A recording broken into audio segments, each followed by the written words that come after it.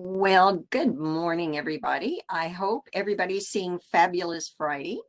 How about it, Carrie? Do I have the right slide up? Yes, you do. Oh, that's always a relief after the trouble I've had earlier in the parts. Well, we want to welcome you and thank the Montana 4-H Foundation and the Montana Center for 4-H Youth Development for sponsoring Fabulous Fridays. We're moving right along about this is number 5 for us. I had to look on my list there. And we appreciate your joining us. And today's topic that we're going to be taking a look at is financial, estate, and healthcare planning. What we're looking at is documents for individuals who are concerned about memory loss. The voice that you're hearing, and now I hope you can see me as well, I'm Marsha Goetting with Montana State University Extension. And I'm a part of the land grant system that takes the university to the people. And certainly pre-COVID, I was out there traveling around Montana doing educational programs on whatever topic that extension agents wanted me to. But at the same time, estate planning seemed to be the topic that was always the most popular. My webinar assistant, as usual, is Carrie. Carrie is the one that has handled the website that you go to when you're going to either listen to prior recordings, look at some of the resources that we have there. And then she always checks my slides because I have a tendency to cover up things and I don't even know I'm doing it. So I appreciate her assistance as a part of this. Our special guest today is Scott Francis, and he's the outdoor education coordinator for the Montana Center for 4-H Youth and Development. And he has some exciting things to share with us of an event that's going to occur in June. So that you got to wait and stay the whole time to hear about that. We'd like to extend a special welcome to all of you that have registered. We show 155 Montanans, and our out-of-staters this week increased, and we're glad to welcome the 16 of you. So I don't know if you have relatives in Montana or you're just wanting to see what we do in this particular topic. We're delighted to have you. Now, at this time, I would normally ask Kim, oh, what participant engagement tools are we using? Well, Kim is the co-host that isn't able to join us today. So, gee, you're stuck with me the whole hour. Do you think you can stand it? So remember, one of the things that we use is questions. We like to engage you, which means this gives you an opportunity to describe yourself. And it helps me as a presenter, particularly with this topic, to know kind of who you are. Are you a family caregiver, a former caregiver, professional, volunteer, future, what have you? And I'm going to have Carrie bring that up, and you will be able then to indicate what you are as far as when it comes to maybe caregiving for someone, knowing someone that has memory loss. So don't forget, this is a nice long list, certainly, and don't forget to hit the submit button on it. Marsha, just a quick question. Can you get rid of that Outlook? Because that's showing up on the geez. screen. Yes, thank you. I tried to dismiss it, but I couldn't find the right screen. So it may show up again. So just tell me again, Carrie.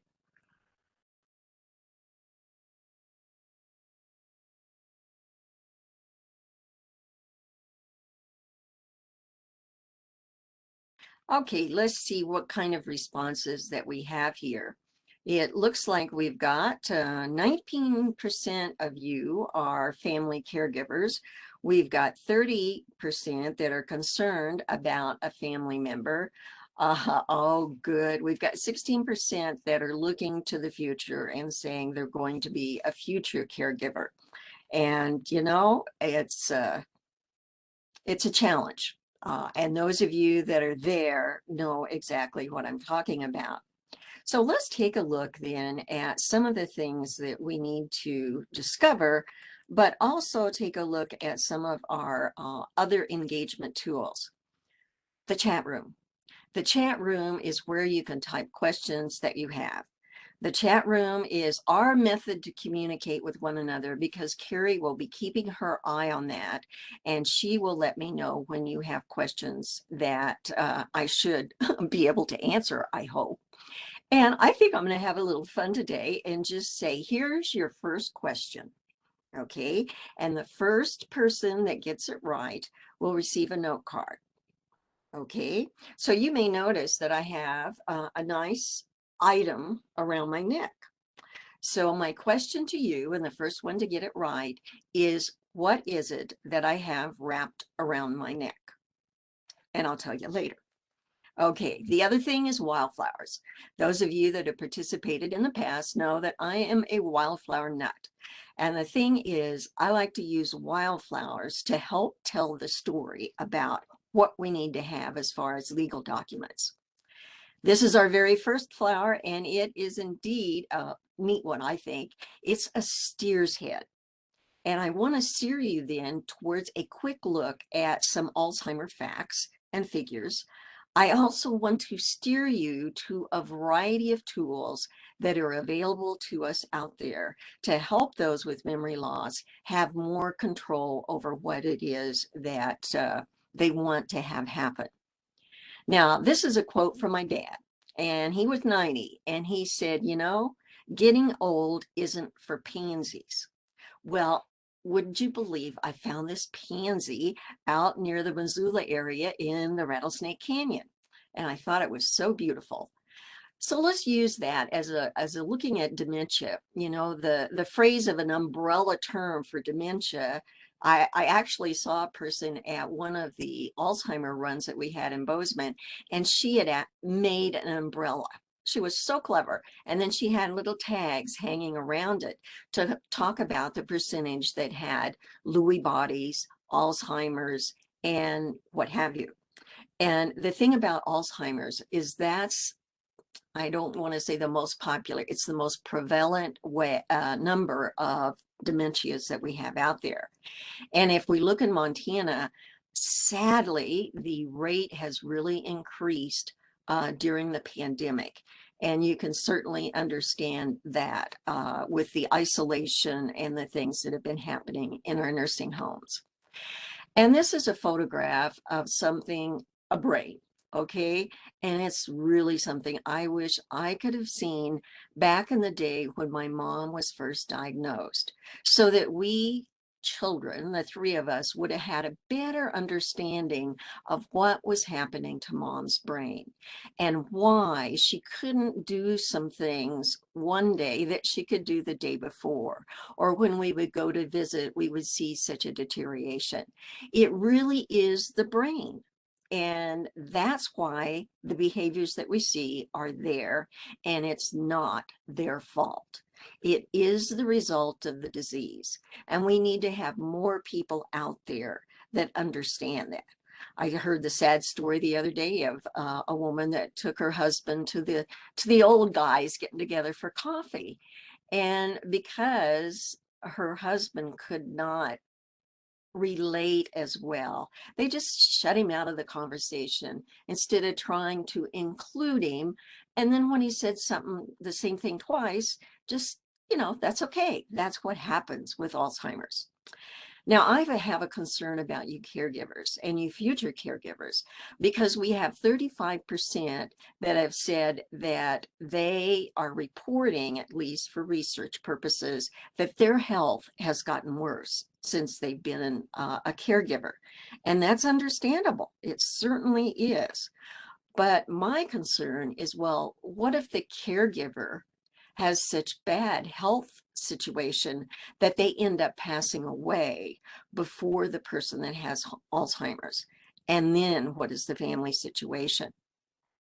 And we find that it is indeed true.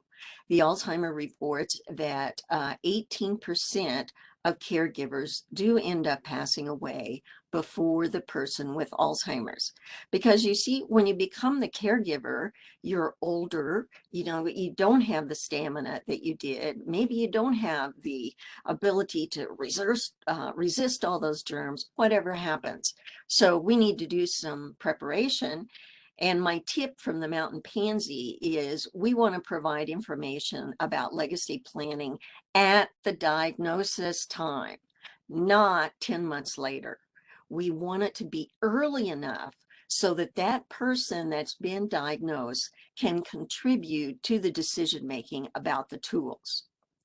So I've got the first Alzheimer trivia, and don't forget, the person that answers this first correctly is the one that would receive a card, a note card. So in 2020, what is the number of people in Montana age 65 and older who have or had Alzheimer's? Okay, so enter that in the chat room. And here we have a yellow monkey flower, one of my very first flowers that I photographed. And I looked at that and I thought, it's so cool. And it reminds me of this phrase, don't monkey around. And that's kind of what the town hall people were telling us. I happen to belong to a work group. It's called the Alzheimer's work group, and we also look at other forms of dementia. But the idea was to find out what needs were being met and what do they need additional information for. And one of the top things that they recommended was not all families have access to computers. Quit telling us to print off something. Don't tell us to go to this website because we can't. And not only that, if you're in some locations of Montana, you don't have good internet service. So we took that to heart, and my committee, the Legal and Financial Committee of the Alzheimer Work Group, what we did was put together a packet. And this packet contains information about the legal and financial documents that we're going to be talking about today.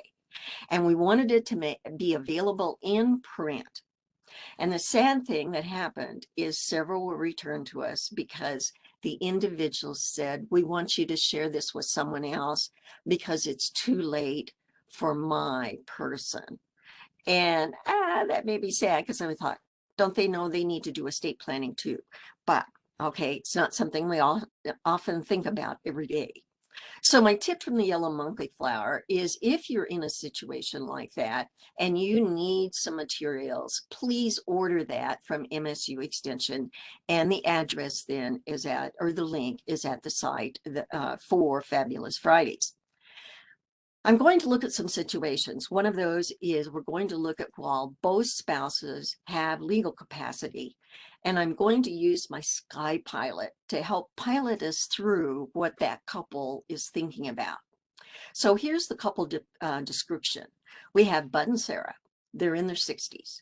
Sarah's been experiencing memory issues. You know, even the kids have noticed, you know, well, what's wrong with mom? There's something going on there. And you see today, we kind of think, oh dear, I wonder if it's Alzheimer's. Whereas 20 years ago, we would say, oh dear, is grandpa getting senile? So in this case, the doctor said, yes, it's early stage Alzheimer's. So right away, they knew to make an appointment with an attorney to see what kinds of estate planning documents they needed. And they were almost overwhelmed because the attorney is talking about these 7 different things and going, oh my goodness, what are we going to do here? So we'll look at each one of these and give some important parts about them and then move on to the next. And the financial power of attorney is very important because that's the document that the person with the early stage can use to give another person financial power to do various sorts of things. So let's take a look at the first poll question. What percent of Americans have a financial power of attorney? What percent of Americans? So Carrie has posted that. You can check 25%, 50%, 75%, or 85%. Don't forget to hit the submit button then.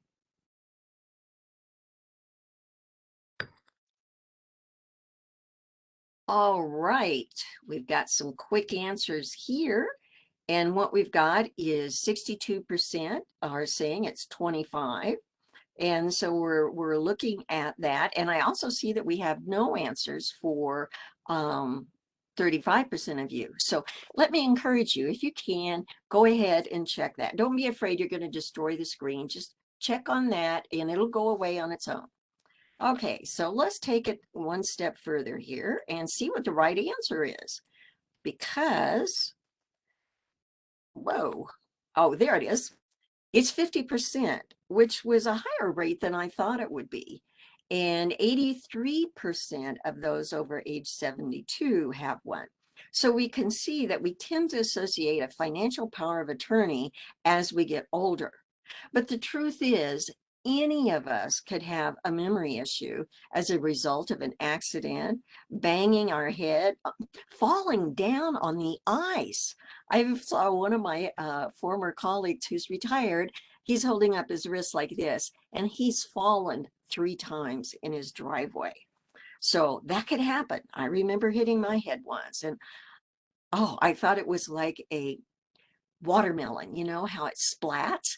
And I was getting in my car and there was ice and I didn't realize it. Anyway, I slid under the car and oh my, I saw stars. I did.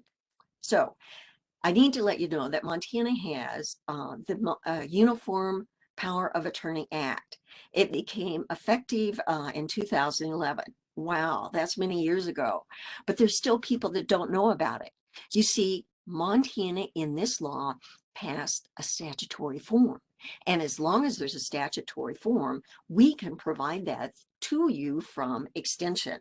And that form is also at the website. And just to give you an idea of the transaction categories, what the form does is list all of these: real property, checking account, saving, commodities, whatever. And you check the ones you want to give the authority to your agent. That's what the person is called. So here are some more things that they can deal with: insurance, annuities, estates, trusts, all those kinds of things. Now, you check the ones you're interested in or the box that said all of the above. But if you want to give your agent power to terminate or amend or revoke a revocable living trust, you have to say that separately. The same way, if you've got a gifting program that you had started and you want the person, your agent, to go ahead and continue that, you have to write that in there. And then we have this right of survivorship. And that's our joint tenancy with right of survivorship. You want to give the power to your spouse or whoever you trust to change that should it become appropriate. The other thing to think about is a successor. Sure, we can name an agent, but golly, what if they die before we do or something? They resign, they become incapacitated, or maybe they just decide they're not qualified to serve. They thought they could do it, but uh-oh. So if they resign, you need to have a successor. And I often get questions about how long does a POA last? Until it's revoked or until the person dies. Because you see, once you die, then that person can no longer make financial decisions for you. Now, sometimes you'll end up naming the agent and your personal representative as the same person. And people will argue with me, well, that person still did things. Well, yes, they did, but they did it under the power that they had been appointed as the personal representative. So my tip from the Sky Pilot is do consider what could happen to your financial life and see the need for a financial power of attorney regardless of your age. Now, this is a self-heal, very pretty flower, and I've got to give credit to my husband. We actually both took a photograph, and his won when we voted, so I'm using it in my program. And that makes me think of a healthcare power of attorney. Okay, what percent of Americans do you think have a healthcare power of attorney? 22%, 37, 42, 69. And this is a healthcare power of attorney where you're doing something very similar to your financial. You are giving someone else the ability to make healthcare decisions. So we've got 22%, 37, 42, or 69.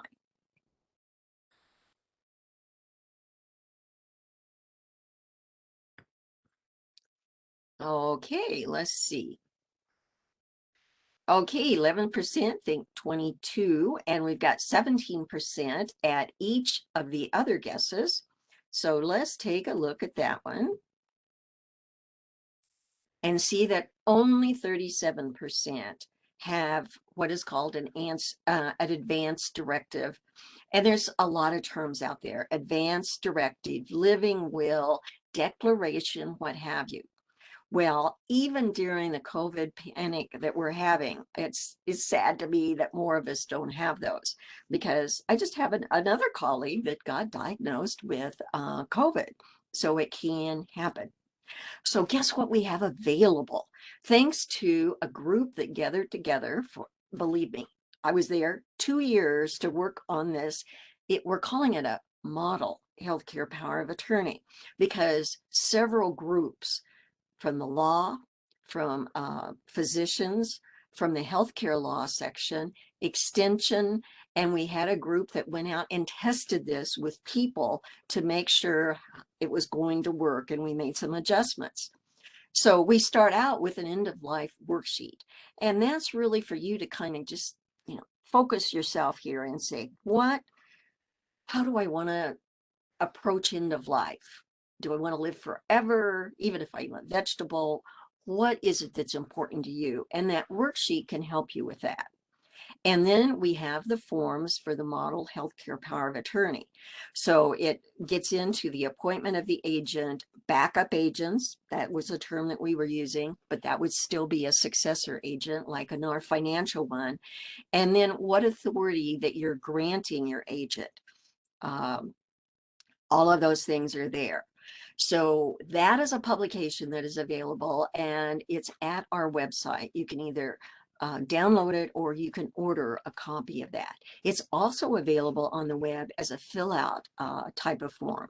So you can do whatever works well for you. Another trivia question for you. How much did Medicaid spend for caring for people with Alzheimer's during 2020?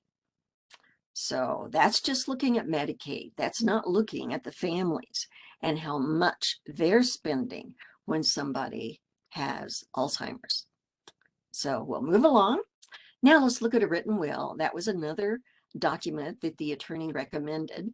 And I'm going to use baneberry flowers and baneberry berries. And you'll say, why is she using those?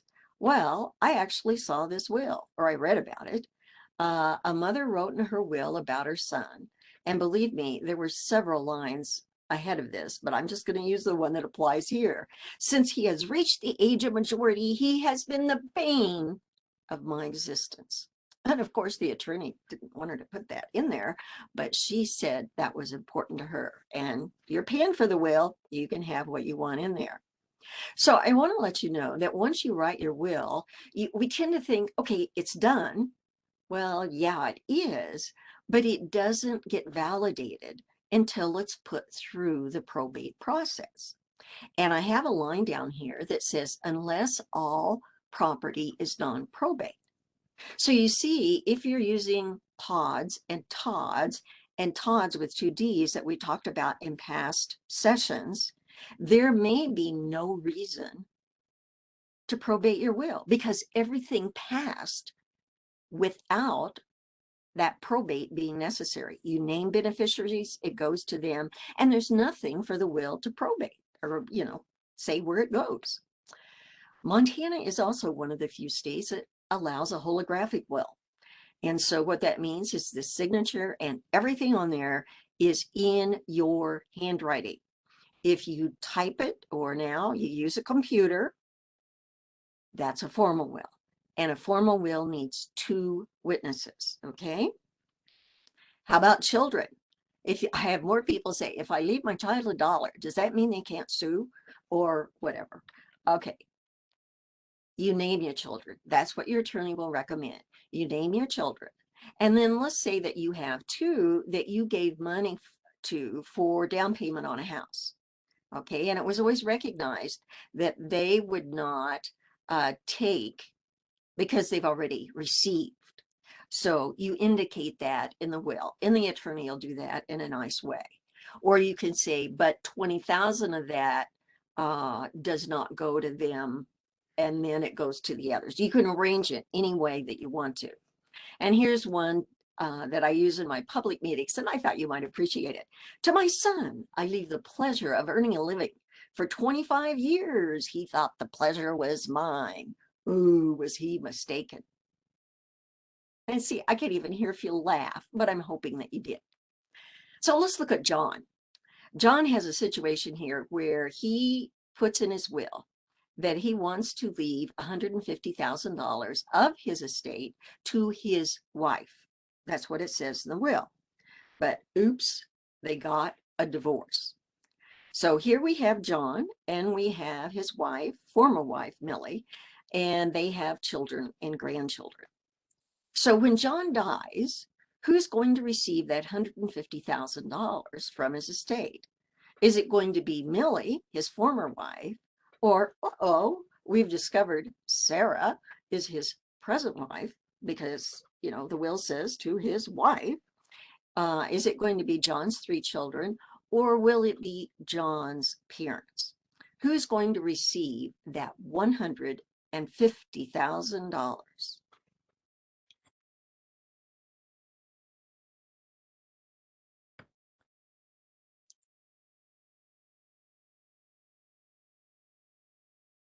Okay, Carrie, let's see if I've stumped him on this one, or have I stumped me? Okay, what have we got here? Well, we've got 17% that said Millie, his former wife, because she was married to him at the time he wrote the will, probably is what you're thinking.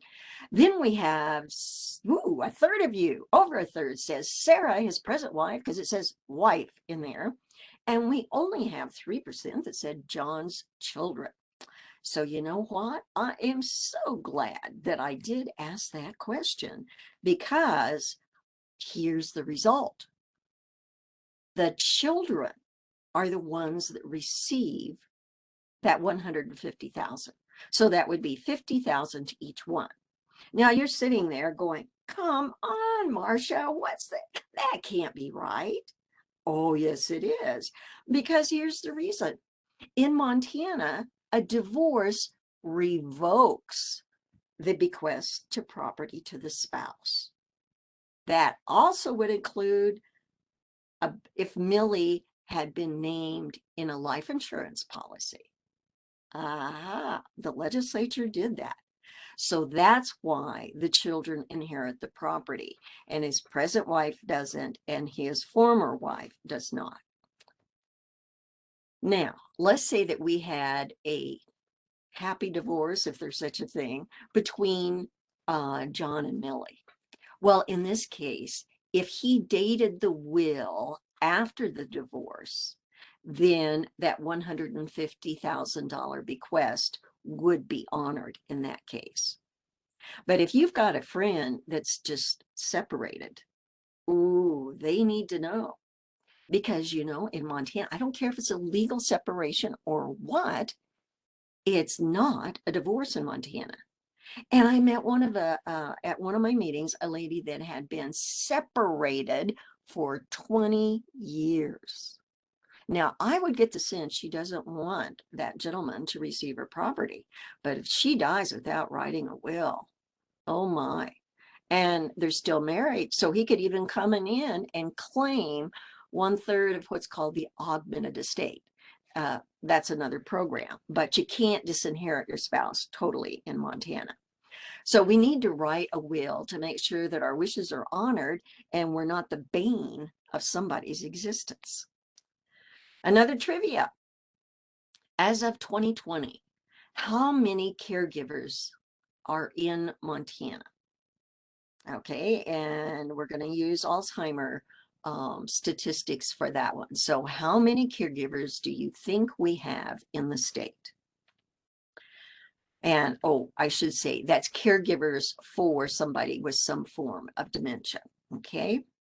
Now, let's look at a transfer on death deed. We looked at this in one of our other programs, but let's just take a quick look at what the attorney was recommending. We're saying, be foxy, you can use a Todd because you can use that to transfer real property to the beneficiaries, and you record it in the county where the property is located. So if you have property in one place, like Gallatin County, you got to record there. If you're located in Richland County, you have to record there. And you do need to think, what if your designated beneficiary dies before you do? We've got to look at Mark, and we're saying if Mark dies, he wants it to go to Evan. But if Evan dies before he does, then it goes to Luke. There's also the possibility of having more than one heir, or not heir, but beneficiary in this case. We could have Luke and Lily. Okay, or we could decide that we want to use a nonprofit as the successor, and that's when we would use, of course, our favorite nonprofit, the Montana 4-H Foundation. So outfox the law by naming a successor designated beneficiary on your TODD, transfer on death deed. Now here is a wood nymph. Short flower, about like that, and the top hangs down like this. Now try to take a photograph of that. You've got to get on the ground, get all dirty, but oh, it's so pretty when you get done. But would you like to learn about, now I'm going to have to read this one because I can't remember it. It's the Montana Revised Uniform Fiduciary Access to Digital Assets Act. Whew. And I'm working on a Mont guide on that, and I would like to come up with a shorter term for that. So I'll work on that. But what we're looking at here is the authorization. You know, this is the digital age. We're using all of these websites. We're doing all kinds of stuff.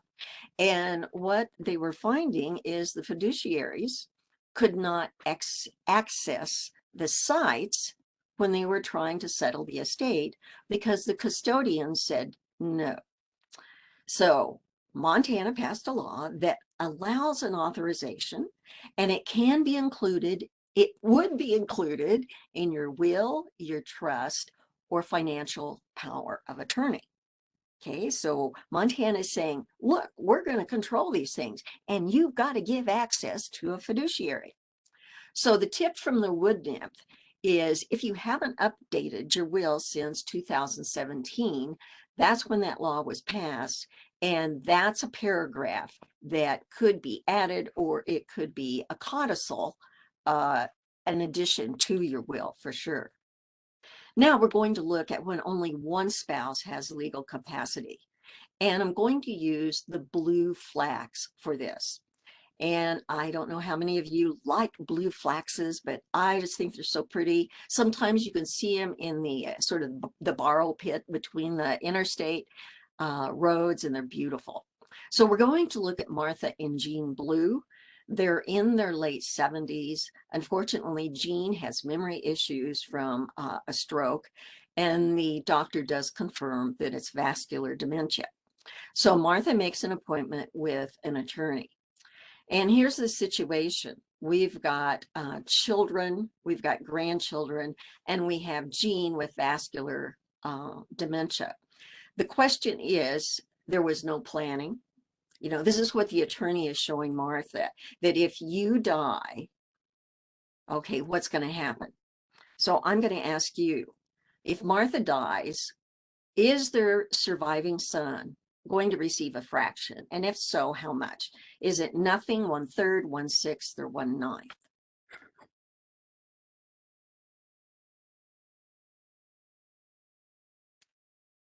Martha dies. What fraction is that son going to receive? Okay. Oh my goodness. People are either thinking hard or they're just not getting their results in there, because we've got nothing as a response. We've got a third, 8% said a third. So let's just take a look at that, and I will tell you. Okay, those are the three of you, yay, that said the son receives nothing are exactly right. Because you see, if there's no planning done whatsoever, Martha dies, it all goes to Jean. Well, Jean is not, he's incapacitated. He has vascular dementia. So and what's going to happen? Well, we're going to have to go to court, and we're going to have a guardianship for dad and a conservatorship as well. So let's do some planning. And I'm going to use the sugar bowl to indicate that for as an example. And we're going to look at revocable and testamentary trusts real quickly. A trust is a legal entity that holds property for the benefit of the beneficiaries. And we have successor trustees that can take over if one person dies or doesn't do what they're supposed to do. Okay, and that could be a child, that could be our son, that could be an adult grandchild, it could be a trusted friend, or maybe we will decide that we want to use a corporate trustee. And that's a decision then that Martha is going to have to make. Now, the beneficiaries of this trust are the ones that are going to receive the income, perhaps for a period of time, and then afterwards, the assets. Okay, so you've got a trust agreement. And that trust agreement is the direction document. In other words, you are going to tell the trustee, this is how I want you to use this money to take care of my husband. Okay. And if you're going to have a revocable trust, you've got to change the titles of the assets that you've placed in the trust. Okay. Well, I'm sorry, you have to change the assets into the name of the trust. Okay, so what does that include? That's your land, your home, checking accounts, savings accounts, all those kinds of things need to be changed into the name of the trust so that the trust is what is controlling. So Martha is going to, in this case though, decides that she wants a testamentary trust. In other words, she doesn't want the assets to go into the trust until she dies. And then at that point, the trustee takes over and manages the assets for the benefit of her husband. So she's just saying, I want my life insurance, I want my bank accounts, securities, real estate, and if she has any retirement plans, those would all go into this testamentary trust. Then she names her son as the trustee, and then that means that dad is going to be provided for when mom passes away. So mom thought this was a lot better plan than not doing anything. So don't get bowled over with the trust, or whether it be revocable or testamentary, until you really learn more. And don't forget, those 2 mock guides are available on the website. Now we're going to look at situation 3, and that's the sad one. In this case, neither spouse has what we call legal capacity. And I'm going to use the Jones Columbine to illustrate that. Now, I know most of you think Columbines are this tall, real tall. Yeah, they are. Not this one. They are the shortest ones I've ever seen, and they are a special one that grows on these scree slopes at Waterton National Park, or International. So here's a situation of 3. We've got Helen and Earl Jones, by the way. They're in their early 80s and both have memory issues. And I thought of them when we heard on the news, and this has been some time ago, that a couple set out to go visit their children, and 2 days later, they're not there. Where are they? Everybody's concerned, and this is the case of Helen and Earl. And I call it the saga of the Jones children, but I should have thought of it as the saga for poor, Ellen and Earl. So the Jones daughters, oh my goodness, they can't agree on anything. It's mom and dad are not doing well. The neighbors called them, the daughters come forward, and they can't agree on who's going to take care of mom and dad. So they have the district judge appoint one as a conservator and the other as the guardian. Okay, this is an opportunity for disaster.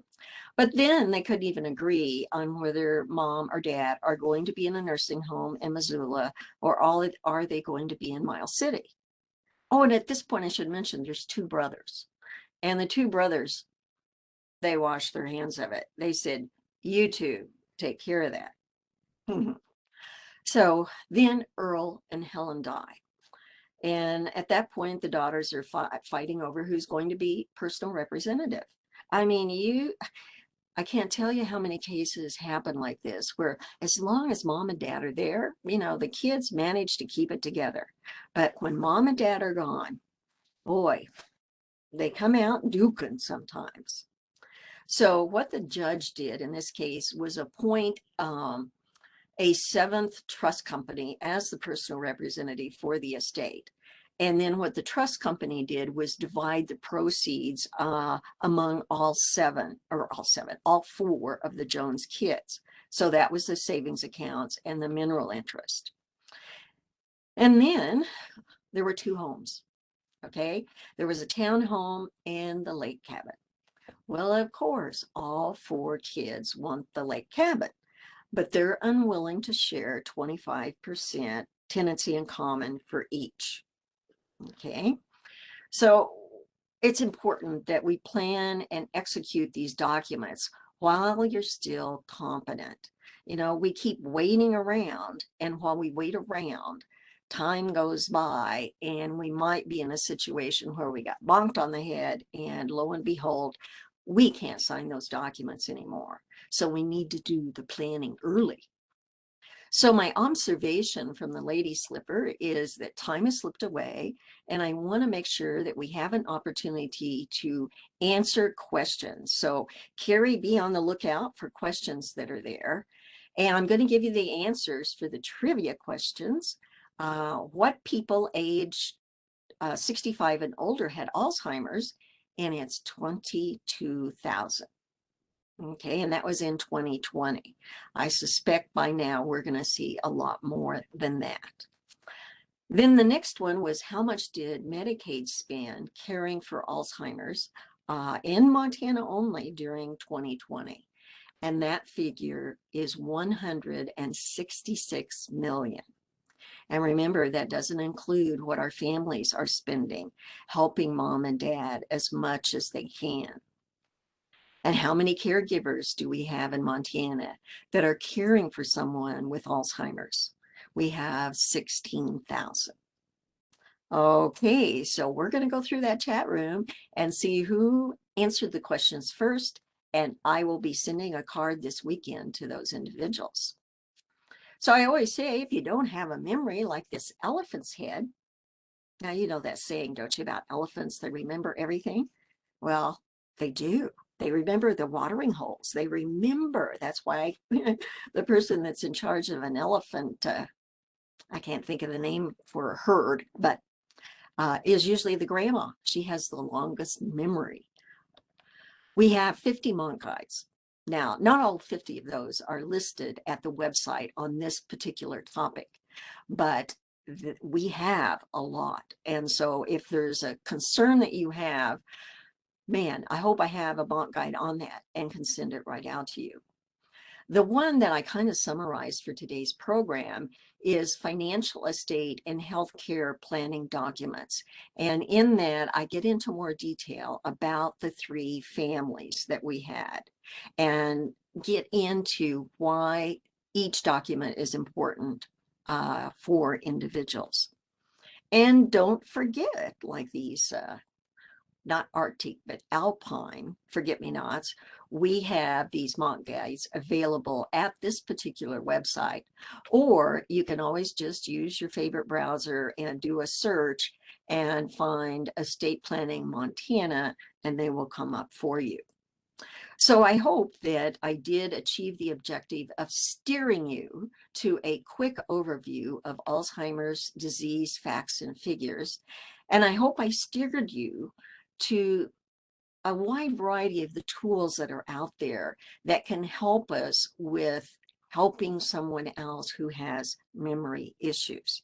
It's really a sign when you go to mom or dad's and mom is preparing scrambled eggs for lunch every day.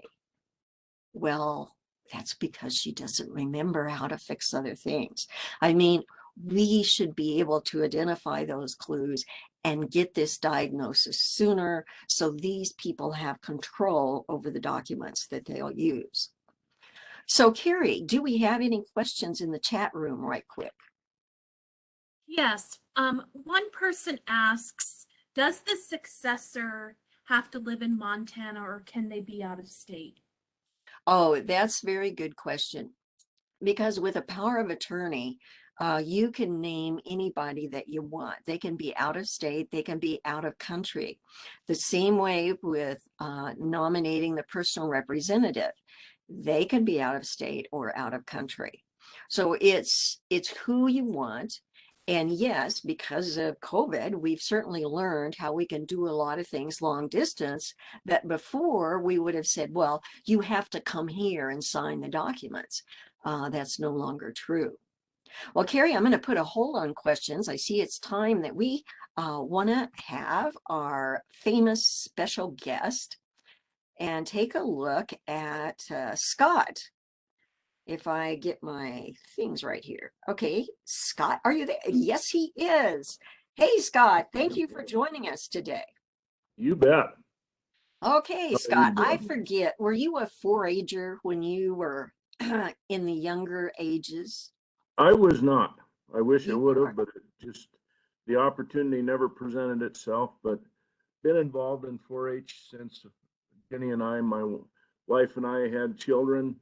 Our kids were involved at an early age as clover buds, and that's been for I think pretty much over 20 years. That been involved with as an adult leader and as a 4-H parent. Well, I hear that you are the outdoor specialist now, and that you've got a special event that's planned for August. Tell us more what you're going to do with that. Well, on Saturday, June 11th, at the Gallatin Regional Park off Oak Street and Shockey Lane there, we're hosting an outdoor field day. And um, the day is going to be designed for youth to experience outdoor activities ranging from 4-H shooting. We're going to have a air gun and a archery booth set up for the kids to try this. And then we're going to have bear safety and wildlife identification. And we have two special guests that are going to attend that day. It's Mr. Stephen Ranella, the meat eater, a professional hunter and a chef and an author. And we're excited to have he and the meat eater crew with us. And then Randy Newberg, who is also from the Bozeman area, is going to be in attendance with his crew as well. And what the design of the field day is to show to youth and to families the opportunities that they have to get outside and experience nature. And then the other context of it is all of us that are anglers and hunters, we're the ones that pay for conservation through our dollars that we spend buying hunting and fishing licenses and the equipment that accompanies it. And to show the responsibility that we have as hunters and anglers to have this opportunity for the kids of the future and for next generations. And then the other component of it, obviously, is to show and promote the activities that we have in the 4-H outdoor education program. And what we offer in that program is their shooting sports, which I also serve as the state coordinator for shooting sports. In fact, we have the state shoot here in Bozeman starting this evening at Big Sky Archery, and then we'll also be at the fairgrounds tomorrow and Sunday. So it's going to be a busy weekend. We have a lot of folks coming to town for it, and exciting to have it. And the other thing that we offer in outdoor ed is we have hunting and conservation. We have wildlife ID, study the North American model of wildlife conservation, how important that is, and to give opportunity for kids to learn and understand this, because they are our leaders of the future. And they're going to be put into situations that they need to make good, sound decisions on conservation, population controls development as we experience the continuing expansion of subdivisions and developments in Gallatin County. That's an issue they have to be able to attend to and to make good sound decisions about it. Mm. So Yeah. really excited about it. I think it's going to be a fantastic experience. Oh, I just, I'm thinking of myself years back of being in Kansas growing up and going out in a field, and my friend and I would try to track one another. Well, all we had to do was look up because it's so flat.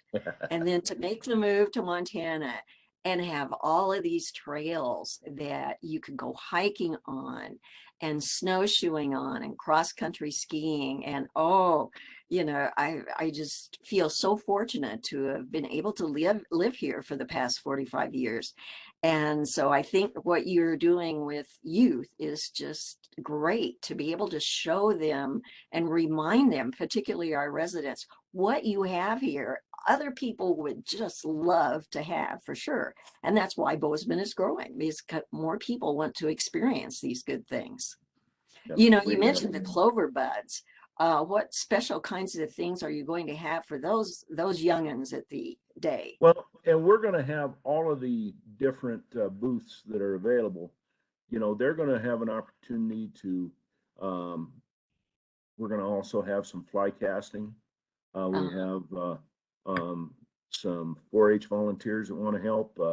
Nick Borzak, who's in charge of the county rec and park areas here in Gallatin County, has agreed to help with that. So we're going to have them have an opportunity to try casting a fly line, and under supervision, they'll be able to experience some bear safety and identifying wildlife. And we're also going to have a booth set up on no trace camping and fire suppression. So they'll get to experience things that, as we had just mentioned, going out on the trail hiking, that they can be prepared and understand how to do that.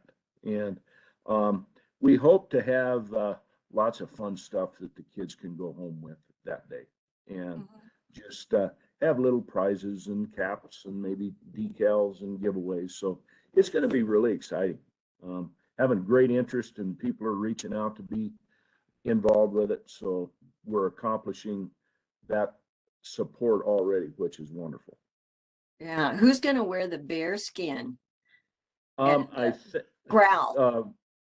The Smoky Bear, I have got to decide that. I may let Todd do that. He doesn't know that. I just put him under the bus. Yeah. Oh, and I've been out, and one time we had a bear with 3 cubs, and we got between, not on purpose, we got between mom and the 3 cubs. And so we pulled our bear spray, and we didn't have to use it. But are you going to do any bear spray demonstrations too? They are. The That's good. Jared or Morgan from Fish, Wildlife, and Parks is actually going to have a bear safety station set up to where they're going to have the trainers available where the kids can try shooting off the bear spray. So that's a really, really good trainer for the youth that are going to be there to see how that works. Yeah, Really put that one far away, far away. It stinks. Well, these trainers have a distinct odor to them, but they're nothing like the actual bear spray itself. I've experienced that up close and personal, and it's not very nice. But this, just due to a little bit of a weird odor, it's not going to hurt anybody. So, but we'll have them out of the way, and hopefully downwind and not upwind. So yeah, you end up getting the blast from the cans. So Scott, we have a question for you. Is there a Yeah. link on the 4-H website about this event you're discussing?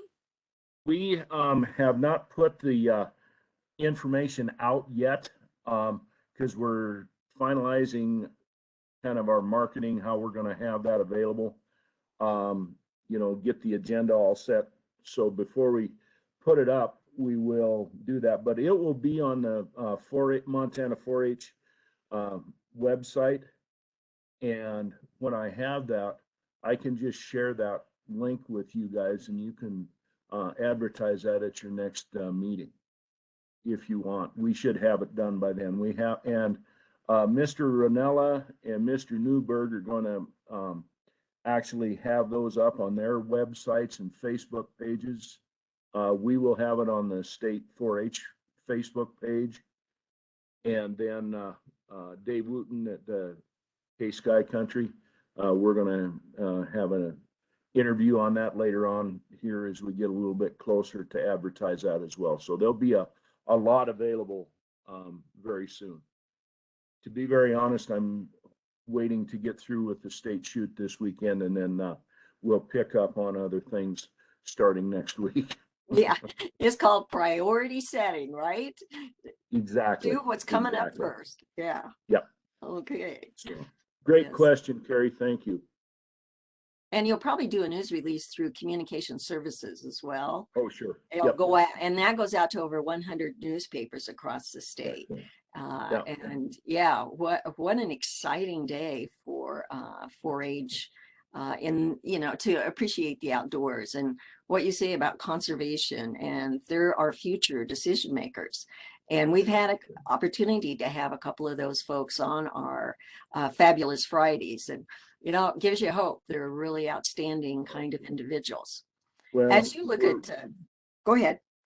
well, we're just really, really fortunate that the kids and the families that participate in outdoor ed and shooting sports, you know, have a real vested interest in it, and they have lots of opportunities for positive youth development with caring adults and trained adults, and it's just a really, really awesome experience. And the other part of this, as we continue to grow, we're under, you know, the gun that we are constantly needing adult volunteers to sign up to volunteer to help us run these projects, because if we have the project but have no adult leadership, we can't offer it. So that's another important objective of the field day, is to try to recruit some leaders as well.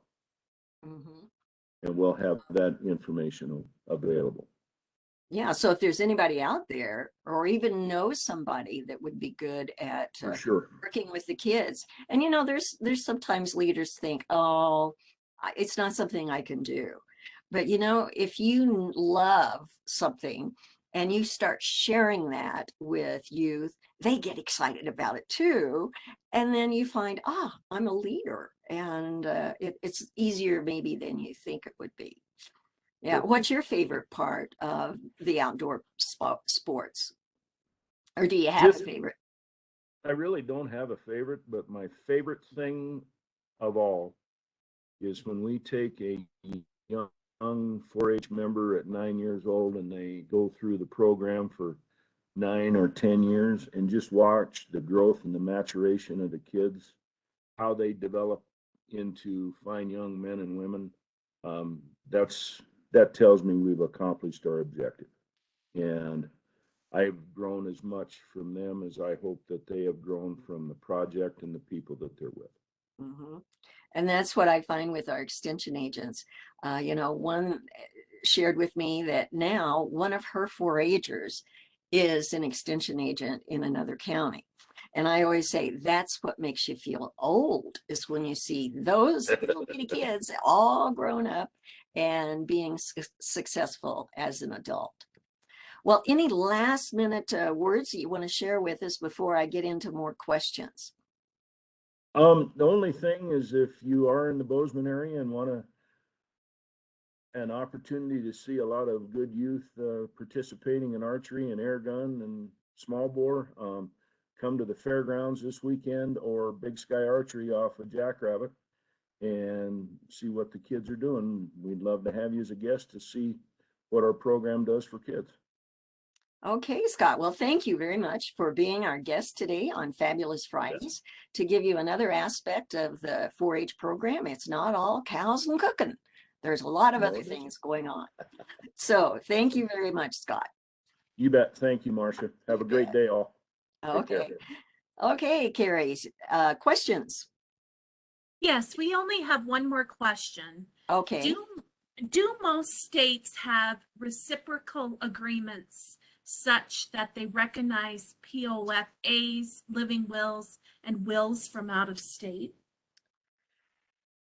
Oh, and there's a lot of cases where we do. The challenge is with the living will one because the states tend to vary from place. The living will declaration, that is what we call it is the Montana rights of the terminally ill. And we say, this is what we want to have happen. And so what I've decided is you really need somebody that in your family that supports the enforcement of your declaration. That if you say, I don't want to have hydration and various kinds of things, which we've included in the Mont Guide, that that person enforces it. Because I mean, you can always find a medical facility that says we don't do this, and then you're stuck. You're stuck. You have an opportunity then to move to another location if that's possible. So I can't, for the most part, there is reciprocation, but it sure takes somebody strong in the family to say, here it is, now honor this. This is what this person requested. Okay. And I say that very strongly because I had a very good friend who her mom was in a facility, and the mom had said, if I fall or whatever happens, I do not want to be resuscitated. I do not want to have this and this and this done. And, well, all of that was done until Barb got there. And Barb said, this is what my mom wished. And she has the document. And then they paid attention. So there's one more thing that I forgot to mention. This past week, I had a question about the inheritance tax. Last time we were talking inheritance taxes and estate taxes. Well, here's the deal with inheritance taxes. If you have real property in Montana, it's subject to the Montana inheritance tax, which we don't have. So zippo. If you have property in New Jersey, okay, New Jersey is one of the states that has an inheritance tax. So regardless if you write a will or don't write a will, that's where the property is located. So therefore, that state will have an inheritance tax on who you're leaving it to. Now, that's real property. If you have personal property, and in this case, personal property are checking accounts, savings accounts, and certificates of deposit, those are personal property items. And you might have some in Montana, you may have some in Nebraska, some in Kansas. Oh, how about Missouri? Okay, those are handled, the inheritance tax, in the state where you are domiciled. So if you were a Montanan and you have these accounts out here, it's Montana law that applies. So those states cannot take an inheritance tax just because your certificate of deposit is located in Nebraska. Okay. And then I remembered, okay, you're wanting to know, what does Marsha have around her neck? I asked the question and you probably guessed it. A mask. We're going to have to find some use for these. And, if you fold them right, they don't look too bad. Okay. Are there any last questions there, Carrie? No, Marsha. I actually thought you were wearing your MSU scarf. So Yeah. See, and I've had people guess that. I did it way back when we first started with masks, but I don't have a scarf, but maybe in the future. So thank you very much for tuning in today, shall we say, and thanks to Carrie for all the work that she did keeping track of all this. I look forward to seeing you next week, and next week is an exciting topic because we're going to look at how you can use your IRAs as an estate planning tool and how the Montana endowment tax credit can be used as a living legacy. So in the meantime, have a great weekend. If you're interested, go out there where Scott recommended. Take a look at some of those 4-H'ers and shooting sports and all those kinds of things. And we'll look forward to seeing you next Friday for Fabulous Fridays. Bye-bye.